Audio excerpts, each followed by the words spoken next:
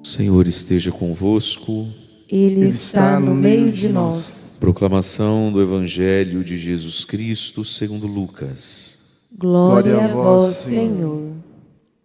Naquele tempo o Senhor escolheu outros 72 discípulos e os enviou 2 a 2 na sua frente a toda cidade e lugar aonde ele próprio devia ir.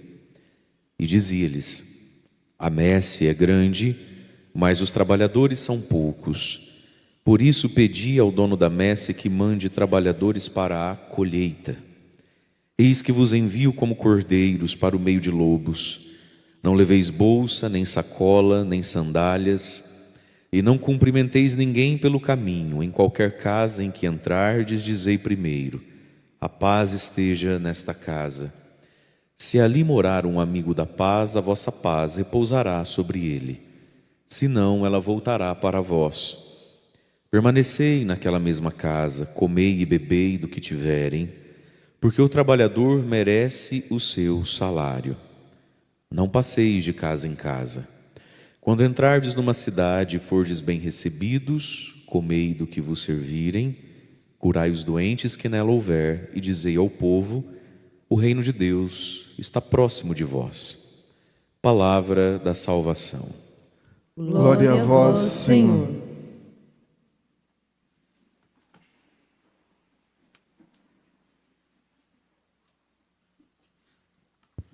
Irmãos e irmãs, a igreja celebra hoje a memória de São Timóteo e São Tito. Na Bíblia Sagrada nós temos 2 cartas de Paulo a Timóteo e uma carta a Tito. Foram companheiros de missão do apóstolo Paulo e foram eles, pelo apóstolo Paulo, instituídos no ministério episcopal. São episcopos, são bispos. O bispo é aquele que do sacramento da ordem, que é um dos 7 sacramentos da igreja. O sacramento da ordem tem 3 níveis, né? E o bispo tem o grau, recebe o sacramento da ordem na sua plenitude, tem o sacerdócio na sua plenitude, porque pode o bispo, e somente ele, comunicar o sacerdócio a alguém. Os padres participamos nós do sacerdócio do bispo que nos ordenou, né? Então eu sou padre e não posso fazer ninguém ser padre, muito menos bispo, né? Só o bispo pode comunicar o sacerdócio. Numa das cartas de Paulo a Timóteo, que era então bispo, né? Que Paulo deixou Timóteo como responsável pela igreja de Éfeso, e na nossa Bíblia também tem uma carta de São Paulo aos Efésios. Uma das cartas de Paulo a Timóteo, ele diz assim, pensando então na igreja de Éfeso, né? Timóteo, o bispo deve ser assim, assim, assado. Ele diz assim: e não te apresses, não tenha pressa de impor as mãos sobre ninguém. Muita paciência, muita prudência, e deixa o tempo trabalhar, porque nem tudo que reluz é ouro, né? Como que dizendo isso? Enfim, então hoje a gente celebra a memória de 2 bispos, 2 dos primeiros daqueles que são sacerdotes, mas que não receberam isso diretamente de Jesus, porque nem Timóteo nem Tito andaram ou conheceram Jesus, mas recebem isso da tradição da igreja, né? Recebem isso como tradição pela imposição das mãos do apóstolo para a sucessão apostólica. Portanto, Timóteo e Tito não andaram com Jesus, mas receberam o sacerdócio apostólico na sua plenitude, né? E aí Timóteo e Tito, lá nas suas comunidades, transmitiram o sacerdócio a mais homens, né? Nós temos aqui como primeira opção de leitura 2 leituras. Aqui ouvimos, que é da carta de Paulo a Timóteo, e teríamos também como opção de leitura um trechinho da carta que Paulo escreveu a Tito. Nesse trechinho da carta a Timóteo que ouvimos, então, nós ouvimos todas essas coisas, né? Da segunda carta de São Paulo a Timóteo, capítulo 1, versículo 1. Paulo, apóstolo de Jesus Cristo, pelo desígnio de Deus, referente à promessa da vida que temos em Cristo Jesus. Portanto, qual é o sentido do sacerdócio? Qual é o sentido da igreja comunicar o sacerdócio, formar as comunidades e se prolongar no tempo? é porque existe uma promessa, né, referente a uma promessa de vida. E a vida está em Jesus Cristo. E quem nos comunica a vida, que é Cristo, é a igreja. Aí ele vai dizer: a Timóteo, meu querido filho. Porque Paulo gerou Timóteo, é pai de Timóteo, né? Na fé e no sacerdócio. E aí Paulo diz: a você, Timóteo, graça, misericórdia e paz da parte de Deus e de Jesus nosso Senhor. E aí ele vai fazer um grande elogio a Timóteo, né? Dou graças a Deus, a quem eu sirvo com a consciência pura, como aprendi dos meus antepassados. E aqui Paulo vai começar a falar e dar um pouco esse tom dos antepassados, da tradição, da fé que é transmitida, passada e dada a outro, da fé que a gente não inventa, da fé que a gente recebe. Então, dou graças a Deus, a quem sirvo com consciência pura, como aprendi dos meus antepassados. Para servir a Deus é preciso estar e ter consciência pura. Quando eu me lembro de você dia e noite nas minhas orações, me lembrando das tuas lágrimas, sinto grande desejo de ir te rever e assim também ficar cheio de alegria. Quais lágrimas são essas e por que Timóteo chorou?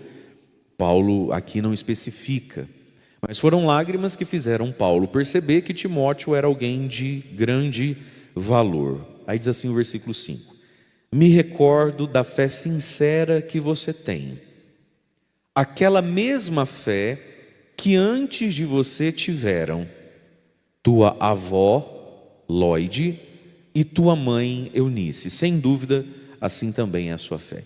Olha que interessante, quando Paulo então conhece Timóteo, Timóteo já é cristão. Não foi Paulo que fez Timóteo ser cristão. Paulo não converteu Timóteo, nem Tito. Já eram cristãos. E no caso de Timóteo, nós temos aqui uma palavra: olha, a fé que você tem me lembra tanto a fé da sua avó, que me lembra tanto a fé da sua mãe. De novo aqui, o aspecto da tradição da fé que é transmitida e dada. E aqui, meus irmãos, a grande responsabilidade que é transmitir a fé e transmiti-la direito. Não é? Se a fé que a gente transmite vai dar todo o fruto que deveria, aí é responsabilidade de quem a recebe. Afinal de contas, o semeador saiu a semear e a semente às vezes cai em terreno bom, às vezes cai em terreno ruim. Eu não tenho culpa do terreno que encontra a minha semente, mas é preciso lançar a semente. E aqui nós vemos então, olha, Timóteo, a tua fé me lembra muito da sua mãe, e não podemos esquecer de falar da sua avó, a mãe, o Timóteo. A tradição, a passagem, não é, da fé, a fé que é dada a outro, incutida em outro. E aí, como refletimos ontem, Ananias, que orou por Paulo e depois discipulou Paulo por alguns anos, não tinha noção que aquele terreno chamado Paulo era um terreno onde uma semente daria 100 frutos, né? Como hoje também. Será que vovó Lóide e mamãe Eunice tinham noção do quão grande e quão bom era esse terreno chamado Timóteo? Não tinham noção, né? Como Santa Mônica não tinha noção de quão bom era aquele terreno que se apresentava. Santa Mônica, né, não tinha noção de quão bom era aquele terreno chamado Agostinho, que por 30 anos se apresentou cheio de pedras e de espinhos, mas que se ficasse limpo, olha só no que ia dar, né? No livro As Confissões, Santo Agostinho escreve que a mãe dele dizia para ele no fim da vida: meu filho, eu tanto rezei para você, e tudo que a mãe queria era que você se arrependesse e se batizasse e fosse na missa comungar, igual a mãe faz. Não é que o negócio deu certo mesmo? E agora eu te vejo assim, bispo da igreja. Nem pedi tudo isso, né? Mas vamos lá, queridos. A gente nunca sabe quando diante de nós, pequeno ou pedregoso ainda, não importa, né? Está um Agostinho, está um São Paulo, não é? Está um São Timóteo. Por isso a semente tem que ser jogada todos os dias, com inteireza. O serviço tem que ser bem feito, não é?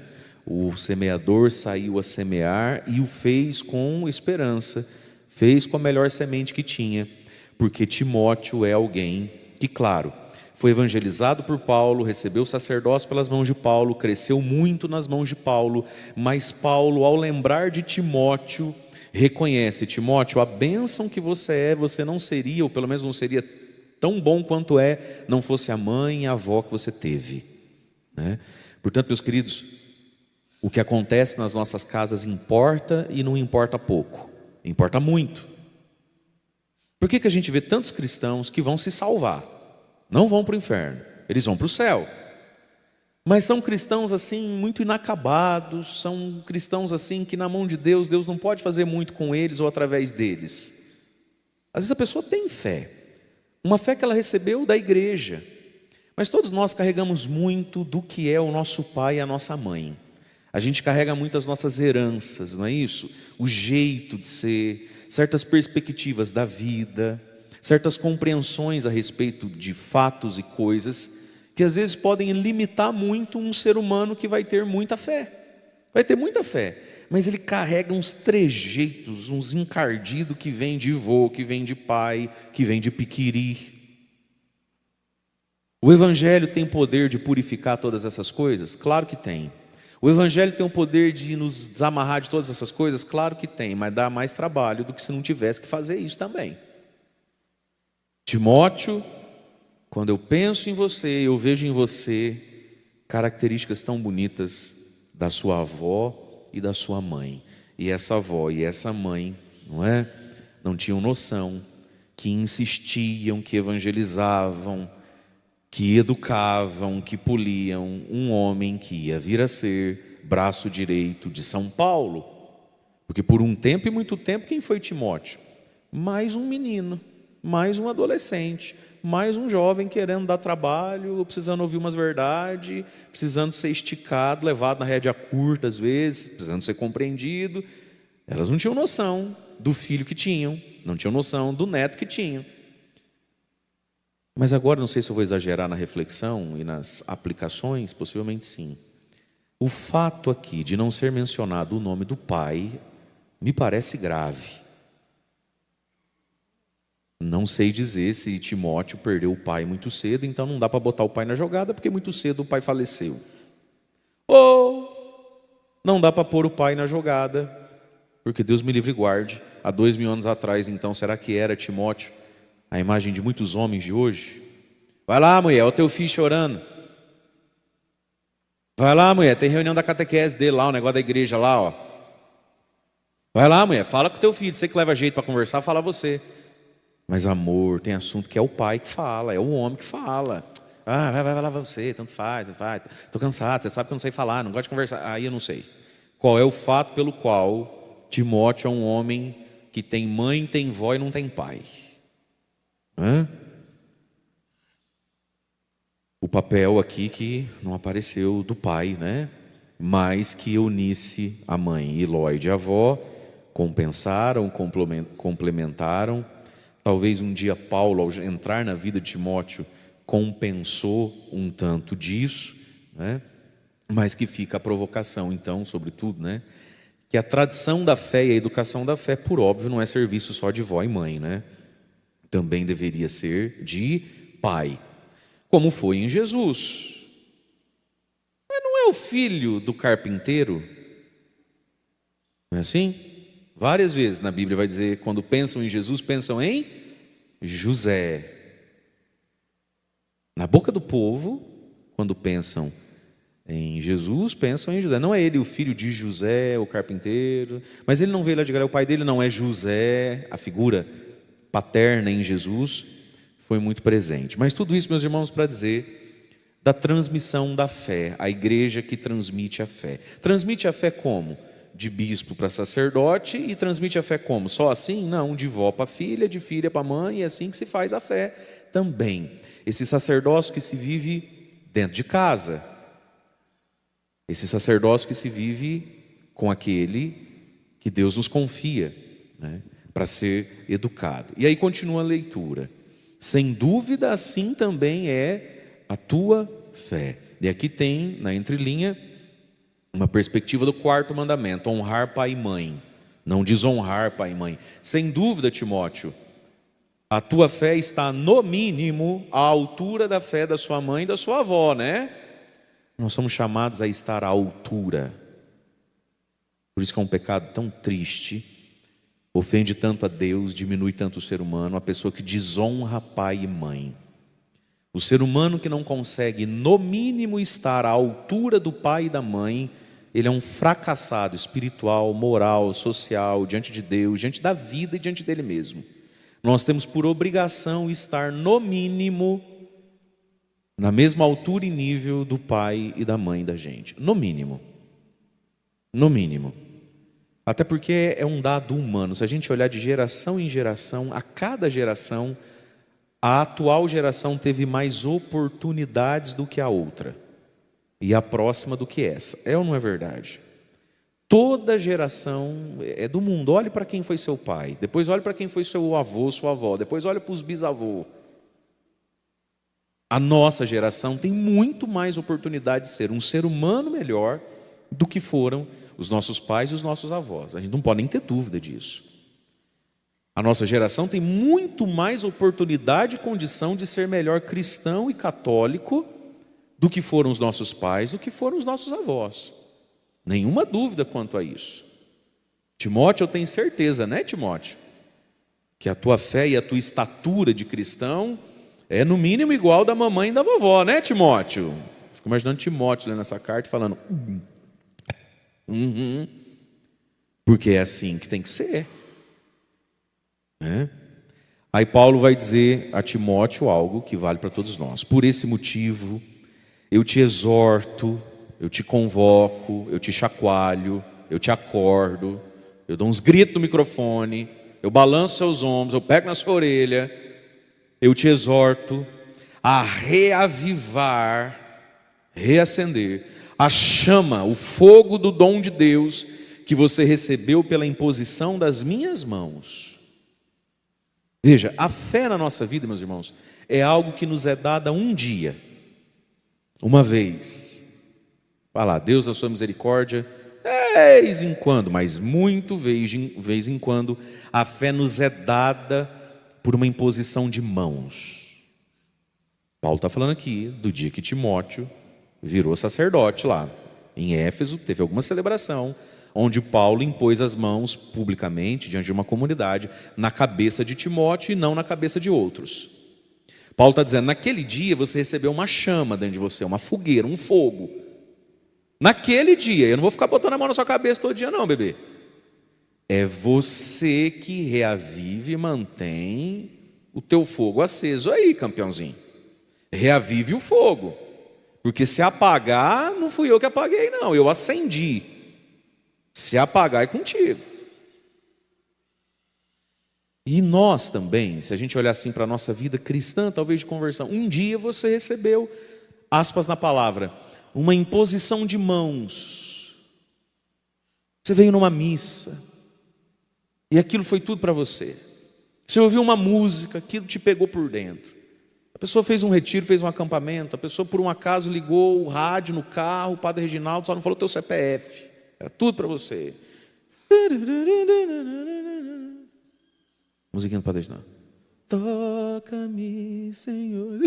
E ele tocou. Só que a gente precisa entender o seguinte: Deus, na sua misericórdia, vem e faz uma imposição de mãos em nós, assim, um dia, um momento, ou uma épocazinha da vida, onde a gente ficou molinho para Jesus, e Jesus parece que estava ali todo dia com a gente, enfim. Só que isso é um momento da vida, isso não é a vida, isso é um momento da fé, isso não é a fé. Paulo, depois de ter feito isso, passado um tempo, está escrevendo para Timóteo. Timóteo ficou no lugar de Paulo, o que não devia ser coisa pouca, né? Imagina as comparações. E aí Paulo está dizendo para Timóteo, reaviva o dom, filho. Bota lenha nessa fogueira aí. Não deixa baixar a pressão, o fogo. Reaviva o dom que você recebeu. É um dom, é um presente. Você não vai cuidar dele, você não vai conservá-lo. E aí Timóteo, como Tito, tiveram que encontrar seus próprios caminhos. Tiveram que encontrar seus próprios meios de se manter conectado com Deus. Como uma criança, quando sente fome, por alguns anos da vida, o que a criança faz quando ela sente fome? Chora ou fala, mãe. Certo? Chega uma hora que o que a mãe fala? Ah, meu filho, se vira. Abre a geladeira ali, o fogão está ali, a mãe está cansada hoje, a mãe tem que sair, sei lá, vê o que você faz. Liga lá, pede um lanche, eu não sei, eu tenho coisa para fazer. Você não fala isso para uma criancinha, fala. Você fala, já vou, filho, mamãe já vai, tá fome, meu bezerrinho. Aí chega uma hora que você fala, filho, não sei, micro-ondas, fogão, ovo, se vira, vê o que você faz, bebê. Não é assim? E ainda, depois, só passa para corrigir. Que sujeira essa pia aqui? Não é isso? Mas que sujeira esses pratos aqui? Essa precisa espirrar óleo para todo lado, para fritar um ovo? Isso é uma mãe. Não vou te dar comida e ainda vou avaliar a comida que você fez. Não é assim? Mas só come porcaria, olha, só fritura. E está tudo certo. Paulo chegou nesse ponto aqui com Timóteo. Eu não vou botar lenha na tua fogueira, é você que coloca, mas estou passando só para ver se a fogueira está bem acesa também. Não vou te dar o que você pede e vou avaliar o que você faz. E é bom que seja assim. A gente precisa entender esses momentos da nossa vida. Agora me diga uma coisa. Vem cá comigo, ó. A gente vai acordando, né? E a cabeça vai acelerando. Oh, meu Deus. Como é que Paulo sabia que a chama do dom de Deus estava precisando ser reavivada em Timóteo se Paulo não estava lá? Alguém fofocou. Alguém fofocou. Alguém estava falando de Timóteo pelas costas. E isso aqui mostra, preste atenção, o tamanho de Timóteo, a grandeza de Timóteo. A gente conhece uma pessoa quando ela é corrigida, muitas vezes, não é? E a gente conhece alguém, ou conhece a nós mesmos, quando a gente é corrigido porque um outro foi falar de nós. Aí a gente precisa escolher se comportar igual uma criança mimada e ficar todo machucado porque foram falar de mim, ou olhar e se perguntar se o que foi falar de mim é verdade mesmo. Então, se é verdade mesmo, obrigado, Senhor, pelos fofoqueiros. Estão até contribuindo para eu não me perder. Não é assim? Alguém foi fofocar da vida de Timóteo para Paulo. Alguém foi dizer, Paulo, manda uma mensagem, um zap lá para o Timóteo. Vocês têm se falado? Vocês têm se conversado ultimamente? Fala lá com ele. Se Timóteo é mimizento igual tantos de nós, porque não vem falar direto com a gente? Não vem falar direto com você, Timóteo, porque se eu vou falar direto com você, você não vai me ouvir. Quem sou eu na fila do pão? Mas o Paulo eu sei que você respeita. A grandeza de Timóteo, olha, homens de Deus. A gente percebe como a igreja e a fé em nós, para crescer e não se perder, ela convive com uns dinamismos muito humanos da nossa vida. Padre, chama fulano para conversar. Estou ouvindo umas histórias, estou percebendo tais coisas. Se eu for falar, não vai dar certo. Né? Mas quem veio falar, padre? Não importa quem veio falar, é verdade o que estão falando? Se é verdade, isso é o importante da conversa. Se é verdade o que estão falando. Timóteo era alguém dócil, né? Timóteo era alguém maduro. Timóteo era alguém focado. O objetivo de Timóteo é não perder o que Paulo deu e não ficar resolvendo picuinha com quem fala mais ou fala menos. O foco, né, da coisa. Então, Timóteo, reaviva, meu amigo, o dom de Deus que você recebeu por imposição das minhas mãos. E todos nós, meus queridos, recebemos uma imposição de mãos, né, ao longo da vida, em algum momento.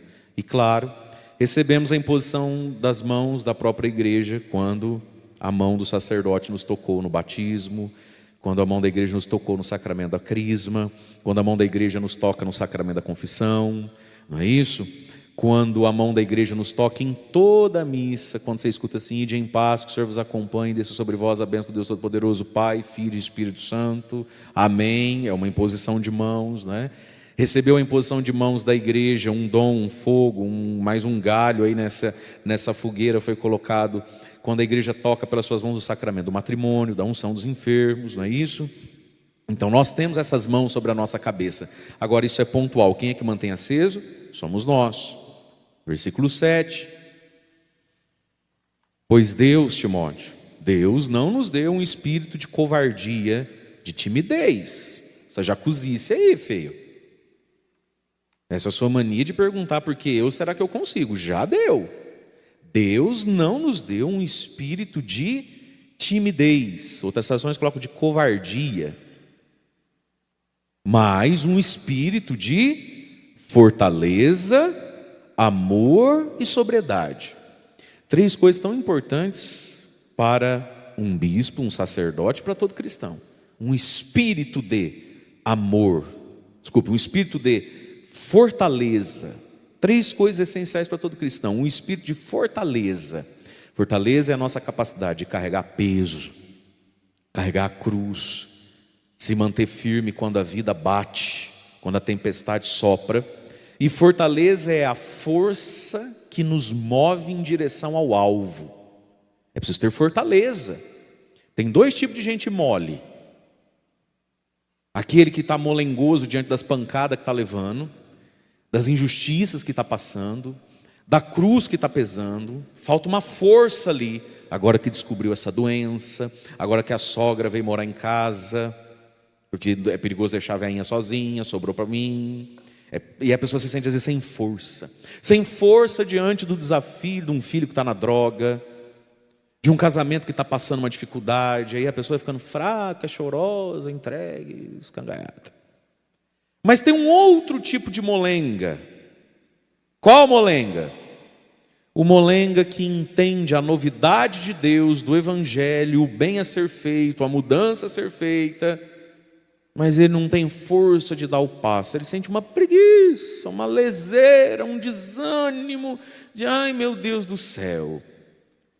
Daqui uns dias começa a quaresma, né? A quaresma. Sabe aquela tristeza que você sente quando na missa da quarta-feira de cinza o padre fala assim: pede agora para o Espírito Santo falar no seu coração, nesse tempo santo da quaresma, para Deus mesmo soprar aí na tua inteligência, no teu coração, uma penitência, uma renúncia ou um propósito, né, de oração, para esses 40 dias. Aí na hora, pá! Você enxerga, você vê um negócio, tiver uma ideiazinha besta, né? Nessa quaresma então eu não vou, ou eu vou para Pepi. Aí dá uma tristeza. Aí dá uma, né? Aí dá na quarta-feira de cinza, primeiro domingo da quaresma, é aniversário da tia fulana. Tem um churrasco na casa do fulano, porque com o padre fulano veio lá de Piracicaba. Faz 6 anos que a gente não se vê, fica chato não ir, aí você vai. E já no 4º dia de quaresma, 5º dia de quaresma, você está diante, né, daquilo que às vezes você falou: acho que eu não vou comer, acho que eu não vou beber, acho que eu não vou fazer. Aí você sente uma, sabe, aquela moleza. E aí começa aquelas conversas: mas o que adianta não comer carne e falar a vida dos outros? Acho que Deus se importa com o coração da gente, né, padre? Acho que um pedacinho de carne, só um golinho está tão gelada. Essa canseira, essa leseira que nos vende, ainda falta 40 dias, ainda falta 30, ainda falta 25 dias. O que nos resolve diante disso? A fortaleza. Olha o que Paulo está dizendo para Timóteo: Timóteo, Deus nos deu um espírito de fortaleza, filho. Um espírito de amor.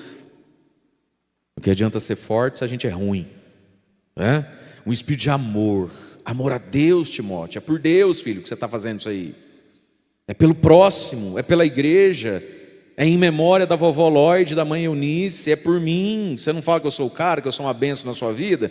Então me honra, Timóteo. Amor, gratidão.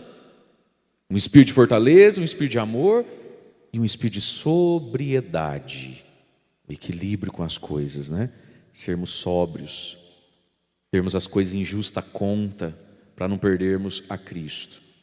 E aí Paulo diz a Timóteo, diz a cada um de nós: então, versículo 8: não te envergonhes do testemunho de nosso Senhor, e nem te envergonhes de mim, que estou prisioneiro. Paulo estava preso aqui. Não te envergonhes, nem de Jesus e nem de mim.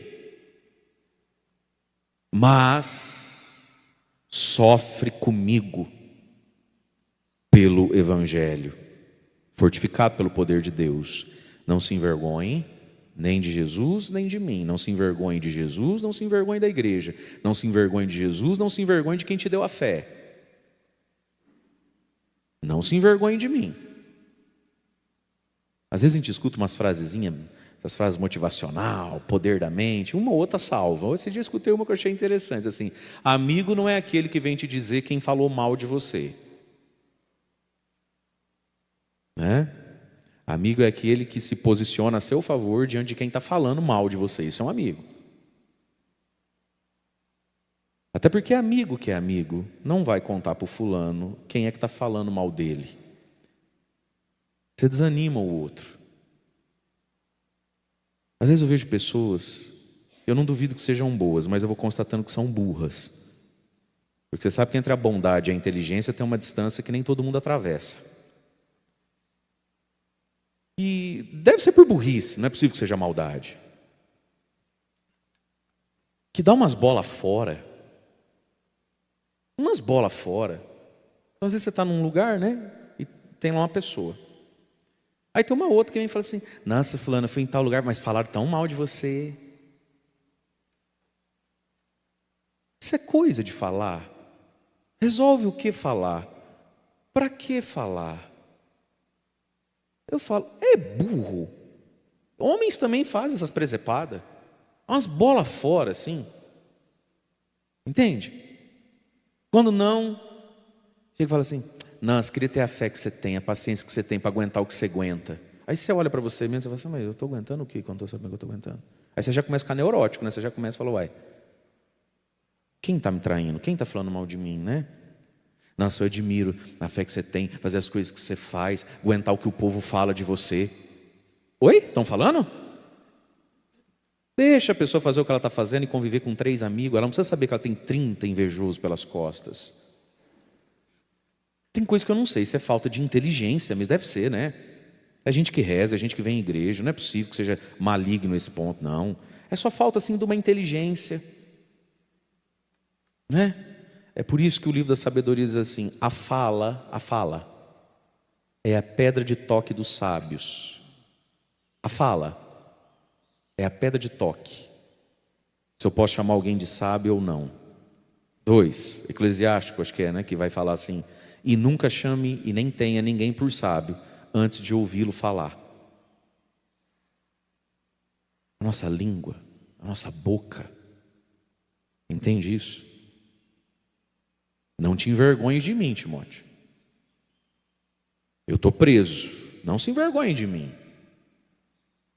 Mas sofre comigo pelo Evangelho. Olha que convite libertador. Timóteo, vamos preencher esse vazio que você tem. Timóteo, vamos dar um sentido para essa vida. Ó céus, ó terra, ó vida, por que eu nasci? Vou te dar um rumo agora, Timóteo.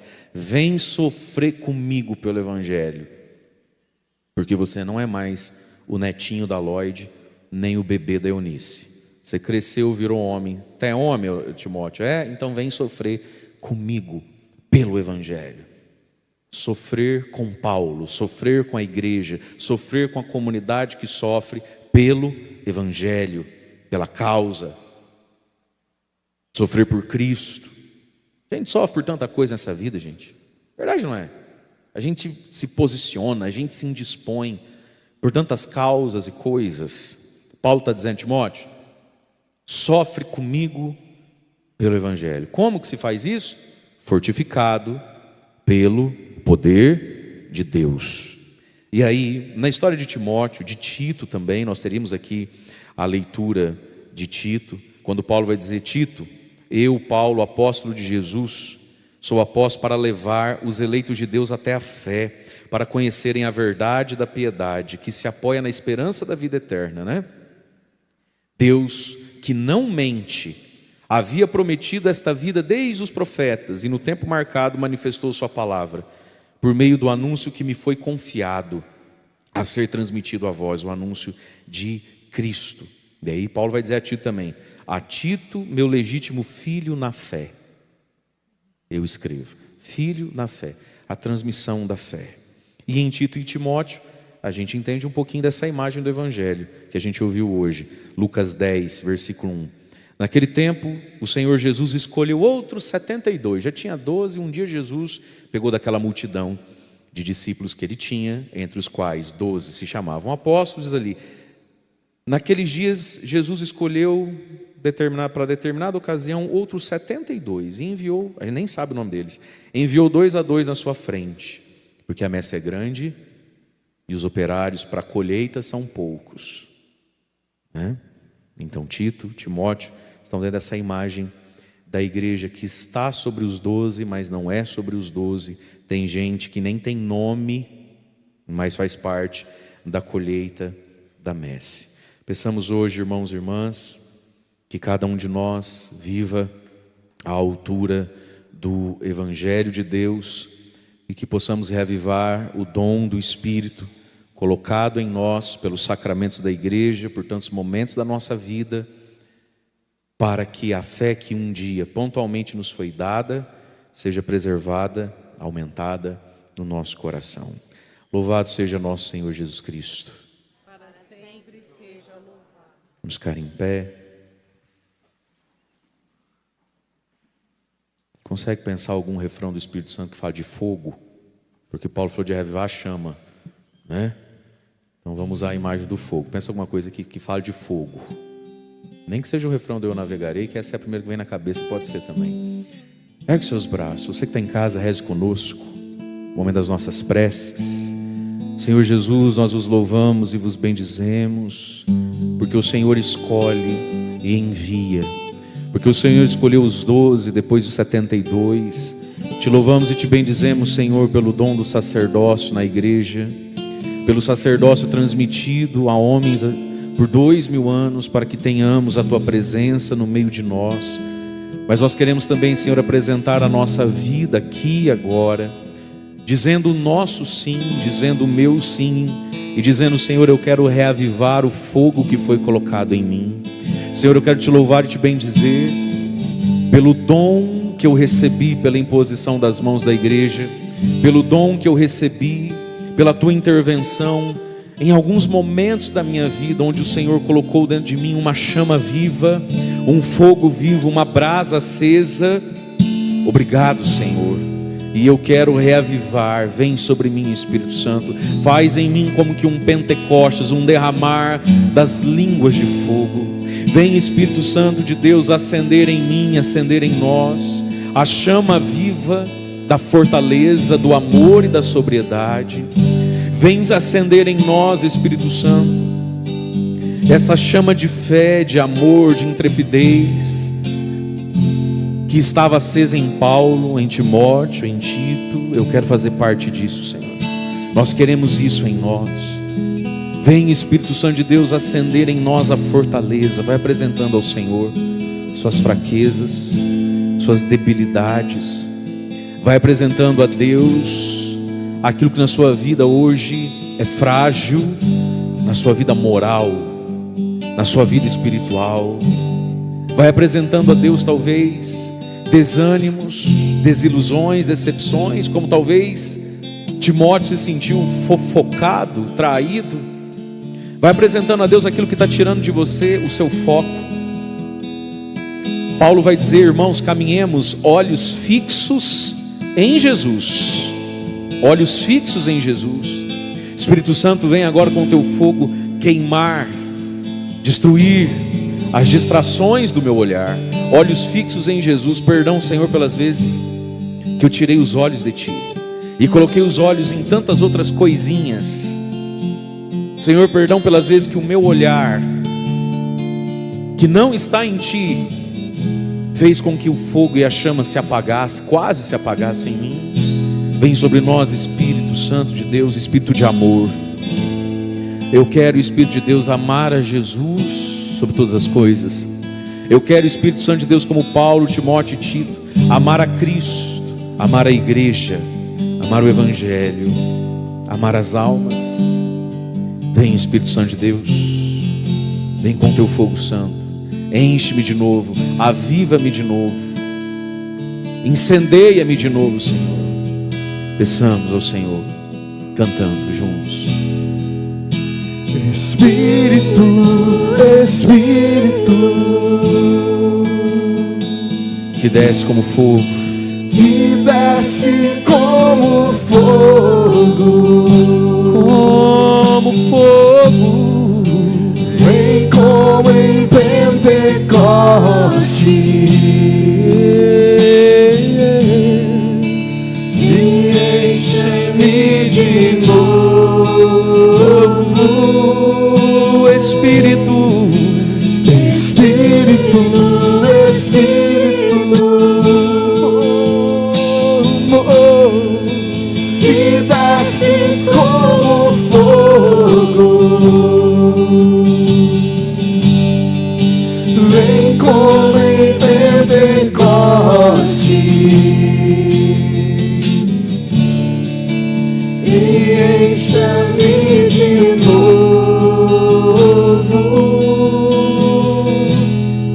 acolhei, Senhor Jesus, pela intercessão de São Timóteo, São Tito e São Paulo, nossas preces, nossas esperanças, nossa oração. Vós que viveis e reinais com o Pai na unidade do Espírito Santo. Amém. Amém.